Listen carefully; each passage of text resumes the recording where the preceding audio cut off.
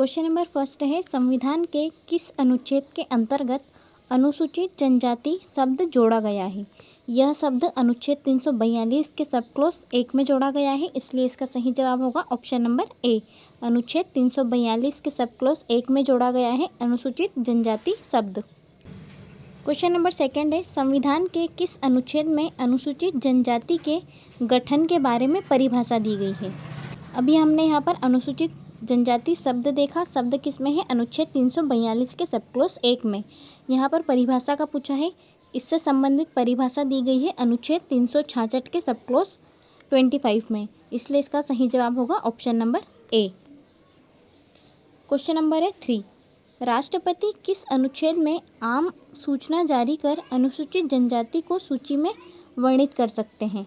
इसका सही जवाब है ऑप्शन नंबर बी, यानी कि अनुच्छेद 342। अनुच्छेद 342 में क्या दिया है, राष्ट्रपति की आम सूचना जारी करने की शक्ति दी है अनुच्छेद 342 में। क्वेश्चन नंबर 4 है, अनुसूचित जाति तथा अनुसूचित जनजाति अत्याचार निवारण अधिनियम 1990 कब लागू किया गया।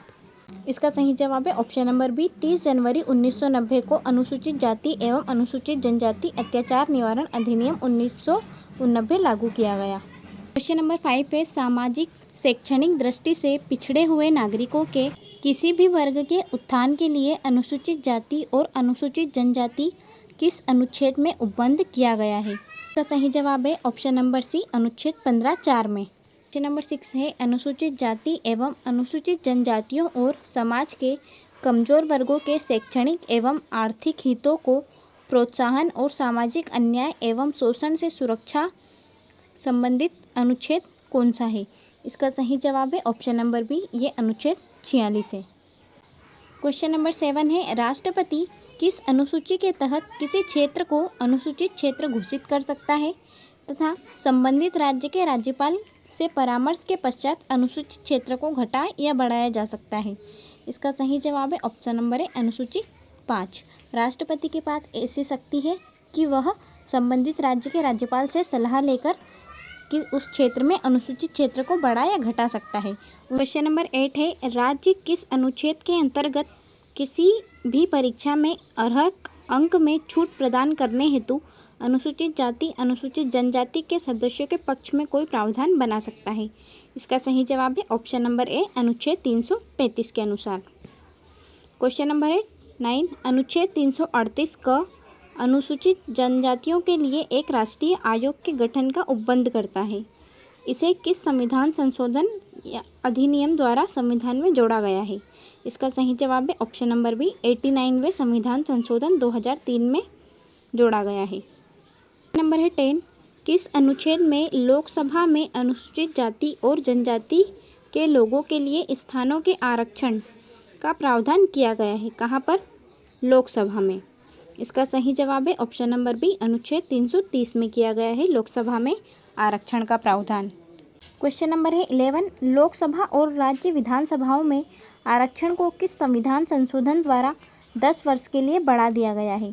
इसका सही जवाब है ऑप्शन नंबर है 104वें संविधान संशोधन द्वारा 2019 में। क्वेश्चन नंबर 12 है, संविधान के किस अनुच्छेद में अनुसूचित जाति और अनुसूचित जनजाति के लोगों के लिए आरक्षित स्थानों में 1/3 स्थान इन समुदाय की महिलाओं के लिए आरक्षित होगा। इसका सही जवाब है ऑप्शन नंबर सी, अनुच्छेद 243 सी के अनुसार महिलाओं को आरक्षण। क्वेश्चन नंबर 13 है, राष्ट्रीय अनुसूचित जनजाति आयोग के अध्यक्ष, उपाध्यक्ष और अन्य सदस्य जो कि 3 होते हैं की नियुक्ति किसके द्वारा की जाती है। इसका सही जवाब है ऑप्शन नंबर बी, राष्ट्रपति द्वारा। क्वेश्चन नंबर 14, संविधान के अनुच्छेद 164(1) में प्रावधान किया गया है कि अनुसूचित जातियों और पिछड़े वर्गों के कल्याण हेतु एक पृथक मंत्री होगा। ऐसा प्रावधान किन किन राज्यों में किया गया है।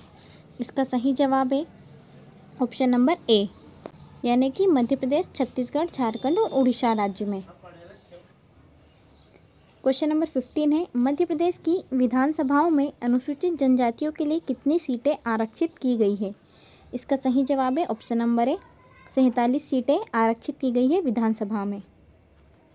क्वेश्चन नंबर 16, लोकसभा में अनुसूचित जनजाति के लिए आरक्षित सीटें कितनी हैं। इसका सही जवाब है ऑप्शन नंबर बी, 47 सीटें। विधानसभा और लोकसभा दोनों में अनुसूचित जनजाति के लिए 47 सीटें आरक्षित है। क्वेश्चन नंबर है 17, किन राज्यों में जनजातियों के कल्याण हेतु एक पृथक मंत्री होना अनिवार्य है? इसका सही जवाब है option number C, Madhya Pradesh, Chhattisgarh, Jharkhand और उड़ीसा में। क्वेश्चन नंबर है 18, मध्य प्रदेश में लोकसभा की सीटों में अनुसूचित जनजाति के लिए कितनी सीटें आरक्षित की गई है?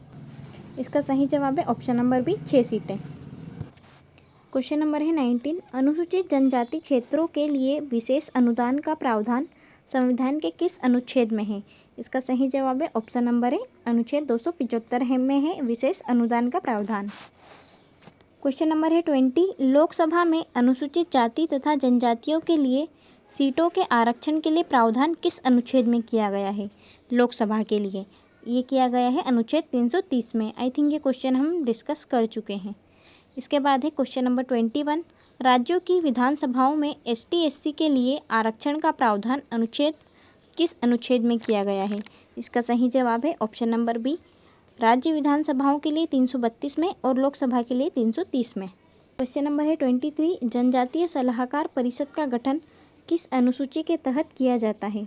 इसका सही जवाब है ऑप्शन नंबर सी, 5वीं अनुसूची के अंतर्गत किया जाता है। क्वेश्चन नंबर है 23, पंचायत उपबंध अनुसूचित क्षेत्रों तक विस्तार अधिनियम पेशा एक्ट किस वर्ष पारित हुआ? इसका सही जवाब है ऑप्शन नंबर सी, 1996 में पारित हुआ पेशा एक्ट। क्वेश्चन नंबर है 24, निम्नलिखित में से किस अनुच्छेद के द्वारा अस्पृश्यता का अंत किया गया है? इसका सही जवाब है ऑप्शन नंबर सी, अनुच्छेद 17 के द्वारा। क्वेश्चन नंबर है 25, नगर पालिकाओं में अनुसूचित जनजाति के लिए स्थानों का आरक्षण निम्न में से किस अनुच्छेद के तहत किया गया है? इसका सही जवाब है ऑप्शन नंबर डी, अनुच्छेद 243 के 9 में प्रावधान किया गया है नगर पालिकाओं के लिए।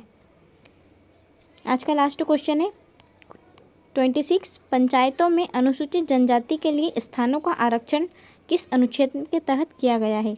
पंचायतों के लिए किया गया है ऑप्शन नंबर बी, अनुच्छेद 243 के घ में।